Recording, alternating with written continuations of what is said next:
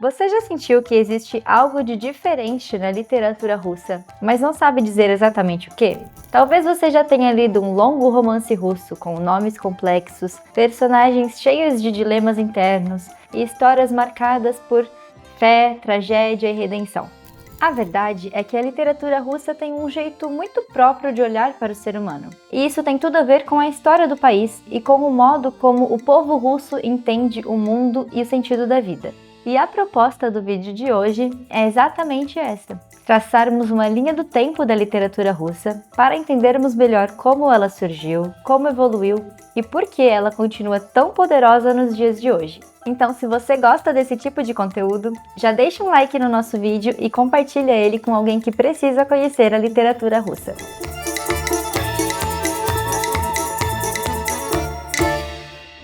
Quando a gente fala em literatura russa, é comum pensarmos direto naqueles grandes nomes do século XIX.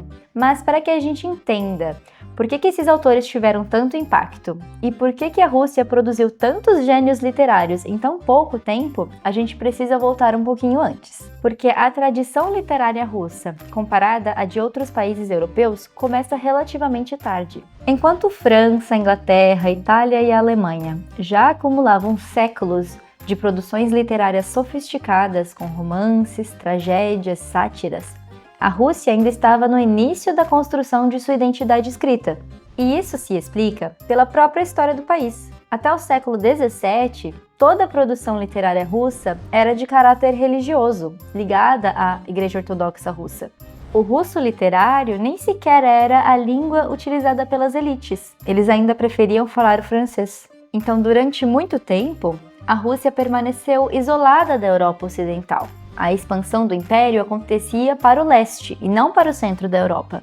O modelo cultural russo, por exemplo, seguia a tradição bizantina e não o renascentismo europeu. E foi apenas no início do século XVII, com as reformas forçadas por Pedro o Grande, que começou a modernização do país. E a partir daí, a literatura secular, com autores escrevendo romances, contos e peças, começou a ganhar forma. Nesse cenário, um dos primeiros nomes a se destacar foi Mikhail Lomonosov, que não era apenas escritor, mas também cientista e reformador. Ele foi importante para estabelecer as bases da língua literária russa, tentando criar um idioma que unisse elementos eruditos e populares. E não dá para falar de língua e literatura russa sem mencionar Alexander Pushkin, que é geralmente considerado o pai da literatura russa moderna. Não só pela qualidade da sua poesia, mas porque ele realmente estabilizou a língua literária russa, mais ou menos como Shakespeare fez com a língua inglesa, sabe? Além disso, foi ele quem abriu espaço para que os escritores russos finalmente deixassem de apenas imitar o estilo dos escritores europeus. Pela primeira vez, a literatura em russo podia tratar dos conflitos do próprio país, com uma voz própria, estilo reconhecível e profundidade artística. É só depois de Pushkin que a literatura russa realmente ganha terreno. E é no século XIX que a literatura russa se torna uma das mais influentes do mundo. E ela surge com força total, porque ela nasce a partir de um debate muito sério. O que significa ser russo? Como a Rússia deveria se posicionar diante da Europa? Qual seria o papel do povo comum, da fé, da arte? Essas perguntas atravessam os escritos de todos os autores russos desse período. Nikolai Gogol costuma ser considerado o primeiro grande nome da prosa russa moderna. Seu estilo combina humor, crítica social e situações absurdas, e teve um impacto enorme na forma como a literatura russa passou a retratar a vida cotidiana. A originalidade dele está em transformar personagens banais em figuras que nos fazem rir e, ao mesmo tempo, nos deixam desconfortáveis. Um exemplo marcante da obra dele é a peça O Inspetor-Geral, que satiriza a corrupção dos funcionários públicos. Esse texto mostra como o medo e a hipocrisia tomam conta de uma cidade inteira quando os moradores acreditam que um inspetor secreto vai chegar para investigá-los. E o projeto mais ambicioso de Gogol foi a novela Almas Mortas. Essa história acompanha um homem chamado Chichikov, que viaja pelo interior da Rússia, comprando documentos de servos já falecidos, mas que ainda constam oficialmente como vivos. E o que ele quer com isso? Ele tem um plano fraudulento de usar essas almas mortas como garantias para obter empréstimos ou favores. E a partir desse enredo simples, Gogol cria um retrato satírico da Rússia provincial, seus proprietários de terra, seus funcionários e suas deformações morais. Nos últimos anos de sua vida, Gogol passou por uma crise espiritual muito intensa. Ele sempre foi religioso, mas ele estava tentando cada vez mais atingir o seu objetivo de criar uma obra literária moralmente ligada à sua fé, até o momento em que ele começou a olhar para sua própria obra com desconfiança. Ele começou a acreditar então que os seus escritos poderiam estar afastando as pessoas da fé, o que o levou a incendiar a tão aguardada segunda parte de Almas Mortas.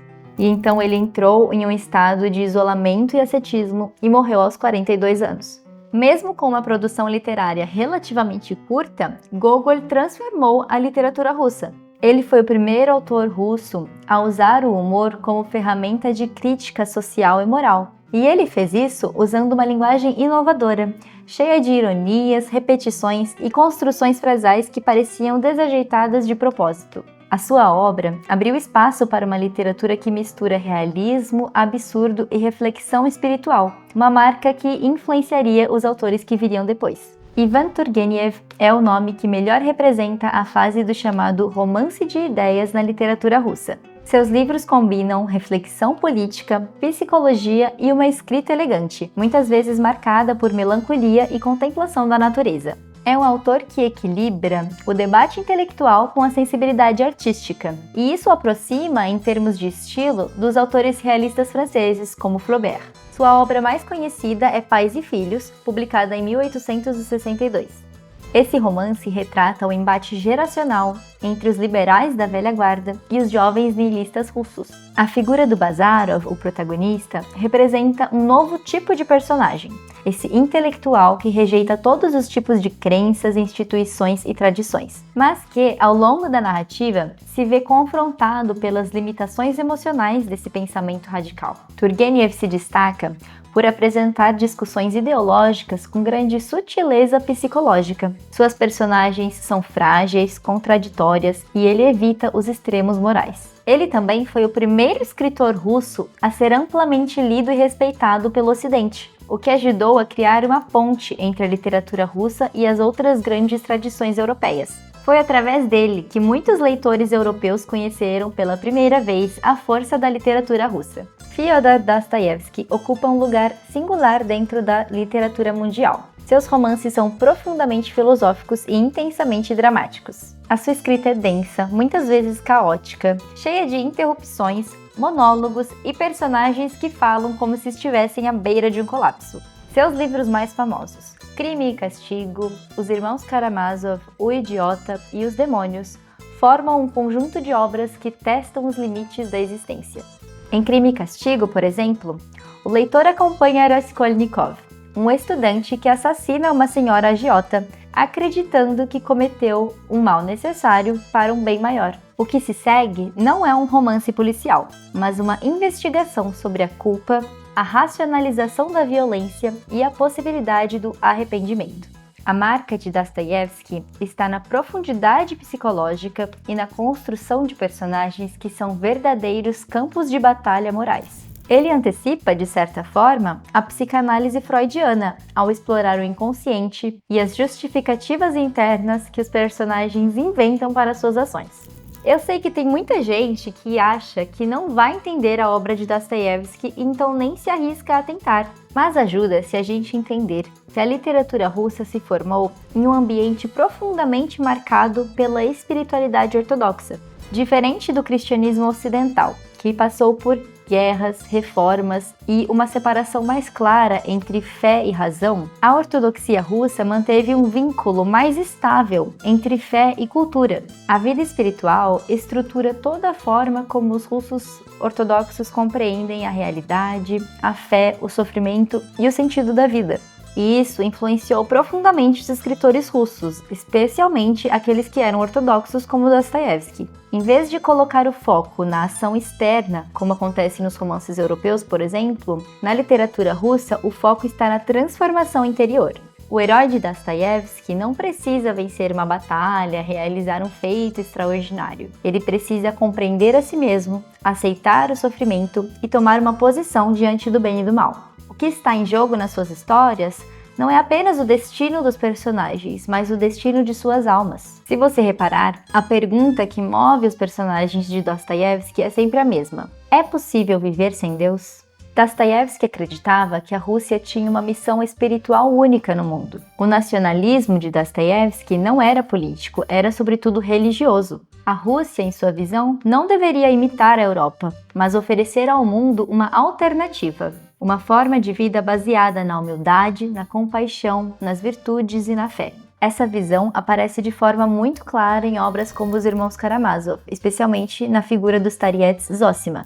Essa herança espiritual também ajuda a explicar o modo como o tempo é tratado na literatura russa. Não há pressa, não há necessidade de se chegar a uma conclusão rápida. Os romances se arrastam, os personagens hesitam, os diálogos são longos, porque o que importa não é o desfecho, mas o processo de autoconhecimento dos personagens. E é por isso que essa literatura exige tanto do leitor. Não se trata apenas de acompanhar uma história, mas de se deixar envolver por um modo diferente de olhar para a vida. Esteticamente, a escrita de Dostoiévski pode parecer desorganizada, mas esse formato fragmentado reflete exatamente o estado mental dos seus personagens. Se a gente for comparar, ele se contrasta bastante, por exemplo, da clareza realista de Tolstói, que viveu no mesmo século, mas explorou temáticas bem diferentes. Enquanto as histórias de Tolstói representam o épico, o coletivo e a busca por harmonia, Dostoiévski foca no indivíduo em crise. Falando em Tolstói, seus dois grandes romances, Guerra e Paz e Anna Karenina, ocupam lugares importantes na literatura mundial. Não apenas pelo tamanho, mas pela ambição estética e pela profundidade com que tratam os dilemas humanos. Em Guerra e Paz, Tolstói explora temas atemporais como o tempo, a liberdade e a influência de eventos como as guerras na vida humana. Tolstói consegue dar voz a dezenas de personagens diferentes, entrelaçando vidas comuns com personagens históricos, como Napoleão e o czar Alexandre I. O estilo dele é claro, direto, com grande atenção à observação dos gestos, do ambiente e das pequenas escolhas que moldam a existência humana. Tolstói acreditava que a literatura deveria ter uma função ética e pedagógica. Sua escrita amadurece com o tempo e, em seus últimos anos de vida, ele também passa a escrever textos de teor moral. Obras como A Morte de Ivan Ilyich e Ressurreição mostram essa virada mais espiritual, com foco no autoconhecimento e na crítica à sociedade aristocrática. Em comparação com seus contemporâneos, Tolstói é o autor russo que mais se aproxima dos grandes romancistas europeus do século XIX, como Balzac, Victor Hugo e Charles Dickens. Mas enquanto esses autores retratavam o cenário histórico e social de seus países, Tolstói conseguiu ampliar essa escala, criando uma narrativa que é, ao mesmo tempo, profundamente russa e universal em seus temas: o amor, a morte, a passagem do tempo e a busca por sentido. Anton Tchekhov representa uma espécie de transição da literatura russa para o século XX. Ele era médico de formação e a gente consegue perceber um nível detalhista de observação da vida cotidiana em suas obras. As suas histórias raramente têm grandes discursos, grandes eventos. Ao invés disso, ele trabalha com os silêncios, o subtexto. Tchekhov escreveu centenas de contos e peças fundamentais para o teatro moderno, como o Tio Vânia, a Gaivota, As Três Irmãs e o Jardim das Cerejeiras. Nessas histórias, quase nada acontece no sentido tradicional, porque o foco está na vida interior dos personagens. O estilo de Tchekhov é extremamente conciso e objetivo, mas ele é cheio de camadas. A literatura dramática de Tchekhov foi inovadora em vários aspectos e influenciou diretamente o teatro moderno. Em contraste com os autores sobre os quais a gente falou antes, o Tchekhov parece até antirromântico, porque nas histórias dele não há heróis, não há grandes romances, não há transformações muito grandiosas. Ao contrário, ele sempre trabalha na entrelinha, ele trabalha com segredos, né? O que o personagem queria falar, mas deixou de falar. Ele não apresenta soluções, ele apresenta dilemas e deixa que o leitor ou o espectador complete o sentido. A Revolução Russa de 1917 foi um divisor de águas na história política do país, e isso refletiu diretamente na literatura da época. O antigo regime caiu, os czares foram depostos e a promessa de uma sociedade sem classes mobilizou muitos artistas. Mas ao mesmo tempo em que o novo governo exaltava a cultura como uma forma de transformação social, ele também impôs regras bastante rígidas sobre o que podia ou não ser escrito. A liberdade criativa passou a depender de alinhamento ideológico. Muitos escritores acabaram exilados, perseguidos ou silenciados. Alguns deles tentaram se adaptar, mas nem sempre com sucesso. E é nesse cenário que surgem autores como Máximo Gorki e Mikhail Bulgakov. Gorki foi um dos autores mais diretamente ligados à Revolução. Ele queria que a arte estivesse a serviço do povo, e a sua obra é marcada pelo realismo social. Enquanto Gorki escrevia com o regime, Bulgakov escrevia apesar dele. Seu estilo mistura realismo, fantasia e sátira, elementos que o colocaram em confronto com a censura soviética desde o início de sua carreira. Sua obra mais conhecida, O Mestre e Margarida, é um exemplo de ousadia literária em um ambiente de repressão. O romance foi escrito em 1930, mas só veio a público décadas depois de sua morte. A trama parte de uma premissa fantástica. O diabo visita Moscou, acompanhado de personagens infernais como uma bruxa e um gato gigante que fala, e começa a interferir na vida das pessoas, expondo a sua hipocrisia, covardia e corrupção. Um outro caminho seguido pelos escritores russos após a Revolução foi o exílio. Muitos seguiram para Berlim, Paris ou os Estados Unidos e continuaram a escrever em russo. E o mais famoso desses autores provavelmente é Vladimir Nabokov. Nabokov nasceu em uma família aristocrática, deixou a Rússia após a Revolução e nunca mais voltou. Embora ele seja mais conhecido pelo polêmico Lolita, a sua obra russa é muito rica.